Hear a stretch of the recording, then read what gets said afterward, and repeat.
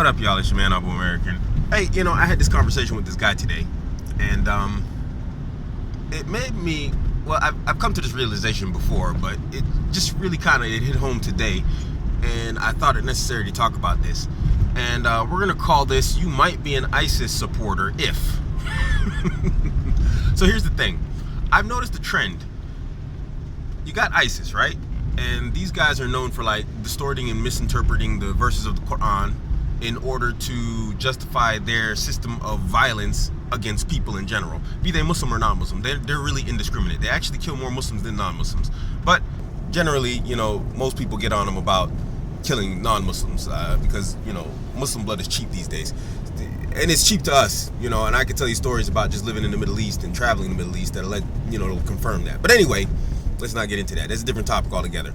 Now, anyway, ISIS uses a distorted understanding of Islam in order to justify their violence. Right? Right. Now, the average Muslim, the vast majority, doesn't really agree with this. And even when you look at Islamic scholarship from fundamentalist Muslims, not extremist Muslims, they disagree with them. Right? So the vast majority of Muslims disagree with the ideology of ISIS. Yet and still you find there's another group of people, an odd group of people, who agree with ISIS. And who are those people? People who hate Islam. Surprising, right? But let's take a look at this. Now, when you look at the people who hate Islam, what do? They turn to the interpretations of who? ISIS, in order to justify their hatred of Islam. Say, look, this is why Islam is a hateful, evil religion. And because they say this and they say that. And then they promote this stuff on websites and, in their statements online and on Facebook and on social media. And this is why Islam's, and Muslims are terrible because they believe like this and like this. But when you look at where they're taking their interpretation from, and they're spreading that interpretation from, it's from guys like ISIS. So the people who hate Islam, who are non-Muslims, and ISIS are the only two group of people who agree with the ideology and interpretation of Islam according to ISIS. Those are the only people. The average Muslim doesn't agree with them. So you come to find that Islam haters have more in common with ISIS than the average Muslim. Don't you find that kind of odd?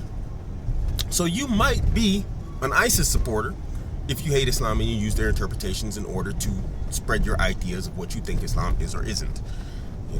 For sure, there's a strange and odd correlation there that, I find disturbing. And then when you look at that, ISIS was funded by groups like AIPAC and all these other anti, Islam, highly Western imperialistic type, including the CIA, because the CIA, funded and supported ISIS in the early stages, including, what's those other guys called? The ones nobody talks about anymore. Al-Qaeda.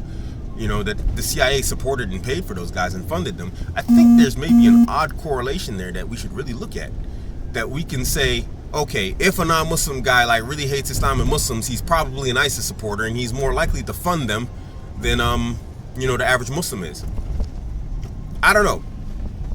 I'm, of course, being inflammatory here, but I think you get the point. Why do people promote these ideas and these concepts about Muslims and Islam that Muslims in general don't support? I don't know. Tell me what you think. Anyway, this is a very short video, and I thought that was very odd, and it's a correlation and connection in behaviors and online that I've noticed. Have anybody? Tell me if any of you guys have noticed this before too. But anyway, this is your man, Abuamerican. Catch me on Instagram, Twitter, Facebook, all at Abuamerican. Don't forget to hit like and subscribe. I'm out.